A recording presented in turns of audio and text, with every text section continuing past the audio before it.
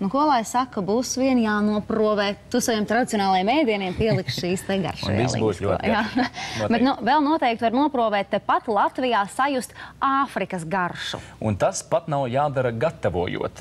To garšu var sajust caur acīm. Latvieti Madara Repše jau krietnu laiku dzīvo Āfrikā un aizraujas ar fotografēšanu. Tagad viņas spilgtākie mirkļi no Āfrikas dažādiem reģioniem ir atvesti arī uz Latviju.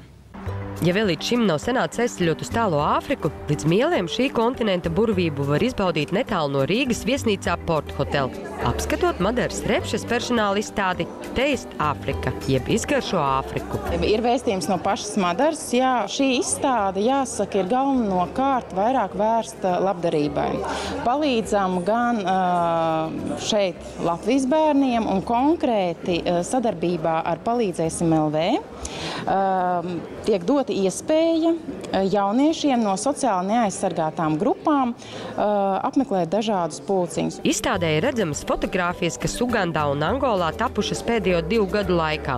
Tajā eksponēti gan portreti, gan ainavas, gan cilvēku ikdiena, kas attēlo tik dažādo Angolu, kur Madara uzturas jau ilgāku laiku. Otrs noteikti ir Madaras projekts H2O fonds, atbalsts tieši Āfrikai.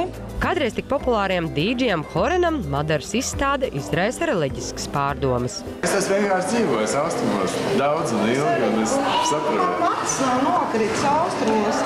Visi musulmaņi ar cieņu, ar kultūru, ar tādu uzmanību Eiropā par to nesam. Es visiem saku, izlasiet Korāna 80. pantu, kas ir teikts par kungu Jēzu Kristu. Tur ir teikts, ka cilvēki savas neziņas dēļ praviešas daudzas, kuras Dievs viņiem sūtīja, Mozes un visas pārējos to rindu, ko var uzskaitīt, kas ir Torā vecajā derībā. Un 80. pantā ir rakstīts, ka par lielāko daļu no viņiem jūs smējāties un ņirgājāties, bet Marijas dēlu Jēzu nositāt. Man vīzija kādreiz, kad austrumi ar rietumiem sadosies rokās un nebūs vairs šīs mākslīgās atšķirības, saprot? Kad veseliski mēs ļoti daudz ko nesam no arābu kultūras, un atkal rietumu kultūra atkal arābos ir. Tas ir teikts Lāčplēsī. Vēl labāk.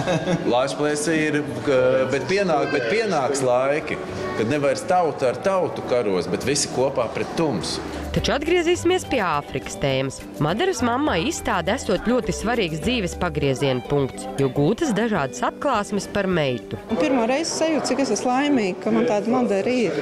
Viņa tiešām ir dvēseles cilvēks. Viņa varbūt reizēm tā kā slēpjās, ja, bet tā kā viņa atverās, tad viņa ir tā kā apmēram saulīte, kas spīd.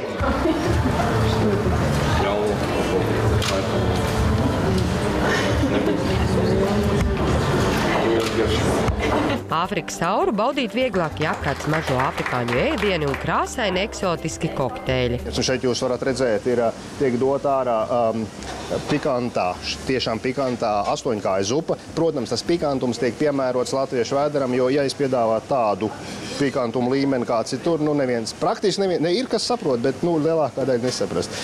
Lūk, šeit ir pievienot harissa pasta, arī tipiska afrikāņu pasta, kur pamatā ir 4 veidu pipari, ķiploks, tomāti. Āfrikā ēdiens tikot pasniegts ļoti ass un pikants, lai pasargātos no dažādām vēdera kaitēm. Ja negaršo 8-kājas, varot arī mūsu pašu kotleti abārsīt ar čili un citām asām garšvielām. Un tad jau kaut nedaudz varēšot sajusties kā Āfrikā. Krišjānis Grabovskis, labvakar, Latvija!